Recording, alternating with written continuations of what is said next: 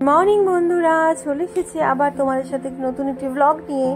সকালবেলা ঘুম থেকে উঠতে অনেকটাই লেট হয়ে গেছিল, তাই সকালে রুটি বা লুচি বা পরোটা অন্য কিছুর হ্যাপা না করে ভাবলাম সহজ সাধ্য চিড়ার পোলাও বানিয়ে নিই। তো তাই জন্যই চিড়ার পোলাও বানানোর প্রিপারেশন শুরু করে দিলাম। কড়াইতে সামান্য তেল দিয়ে, সাদা তেল দিয়ে বাদাম, কিশমিশ এবং একটু পেঁয়াজ এবং তেজপাতা দিয়ে হালকা হাতে ভেজে নিলাম লাল করা অবধি।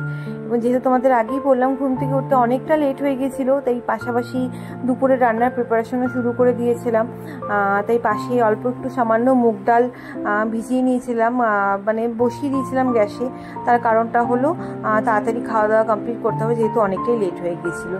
তো যাই হোক, এই ডাল হতে হতে পাশে আমার এদিকেও এটা ভাজা হয়ে গেল। কিন্তু সামান্য চিনি এবং লবণ দিয়ে এটাকে আরেকটু কিছুক্ষণ ভেজে নিলাম। যদিও চিনিটা আমি অ্যাভয়েড করার চেষ্টা করি, কিন্তু যদিও এখানে আর উপায় ছিল না। তো যাই হোক, চিনি দিলাম এবং আগে থেকে ভিজিয়ে রাখা যে চিড়ে ছিল সেটা জল ঝরিয়ে রেখেছিলাম আমি। তো সেই চিড়েটা দিয়ে এবার ভালো করে কিছুক্ষণ নাড়িয়ে নেব। দেন নাড়াতে নাড়াতে আমি সামান্য একটু হলুদ গুঁড়ো দিয়ে দিলাম, এক চিমটে। কারণ মা সবসময় বলে যে হলুদ ছাড়া নাকি খেতে হয় না। জানি হয়তো এটা অনেকটাই অন্ধবিশ্বাস, বা তবুও যেহেতু মা বলে তাই আমি মেনে নেওয়ার চেষ্টা করি।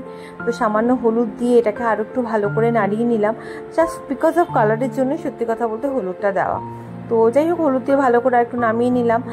দিন নামানোর আগে আমি সামান্য একটু ঘি দিয়ে দিলাম। তোমরা চিড়ার পোলাওতে ঘি দাও কিনা আমাকে জানিও।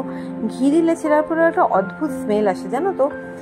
কিছুদিন যাবো শরীরটা একদম ভালো যাচ্ছে না। সকালবেলা ঘুম থেকে উঠে দুটো নাক বন্ধ হয়ে এত হাঁচি এবং সর্দি কাশি শুরু হয়ে যায় যে আমি মানে সকালবেলা উঠে সত্যি কথা বলতে কিছু করে উঠতেই পারি না। যাই হোক, তো চিড়ার পোলাও এদিকে অলমোস্ট ডান। এবং তার সাথে সাথে আমাদের সকালে দুজনেই আমরা প্রচণ্ড চা খেতে ভালোবাসি, তাই পাশাপাশি চাও বসিয়ে দিয়েছি।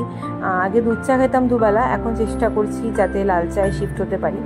যদিও সেটা খুব কতদিন কন্টিনিউ করতে পারবো সত্যি কথা বলতে জানি না। যাই হোক, এদিকে ডালটাও অলমোস্ট হয়ে এসেছে এবং ডালের উপরেই সাদা নোংরাগুলো তোমরা সবাই ফেলে দাও নিশ্চয়ই জানোই। শুনেছি আর্থ্রাইটিসের পেশেন্টদের জন্য এটা নাকি একদম ভালো না, এই সাদা জিনিসটা খুব ক্ষতিকর।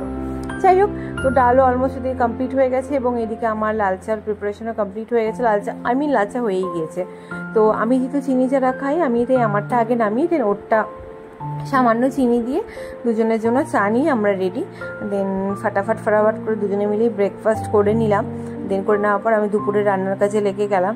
যেহেতু এটা টিউসডের ব্লগ, তো আমি নিরামিষ যেহেতু আমরা ওদিন খাই, তাই সেদিনকার আইটেমে ছিল যে পনির এবং আলু দিয়ে রেগুলার বেসিসে একটু সামান্য পনিরের ঝোল এবং টক ডাল এবং ভিন্ডি ভাজা। তো সমস্ত কিছুর জন্য কেটে পেটে নিলাম, কারণ কেটে পেটে একবারে নিয়ে রান্না করে ঢুকলে সুবিধা হয়। তো এদিকে আমগুলো সমস্ত কেটে নিয়েছি। এবার চলে যাই রান্নার কাছে। যদিও তোমাদের সাথে সব রান্নার রেসিপি শেয়ার করা হয়নি এবং শেয়ার করার কোনো ব্যাপার নেই, আমি নর্মাল জেনারেল রান্নাগুলো খুব একটা ভালো রান্না সত্যি কথা পারি না। তো যাই হোক, তাও তোমাদের সাথে একটুখানি টক ডালের রেসিপি শেয়ার করলাম। ওই শুকনো লঙ্কা ফোড়ন দিয়ে, দেন কালো সরষা ফোড়ন দিয়ে আমগুলো দিয়ে নিলাম এবং এই আমগুলো ভাজা হওয়াকালীন একটু সামান্য লবণ দিয়ে নিলাম যাতে আমগুলো ভালোভাবে সেদ্ধ হয়ে যায়।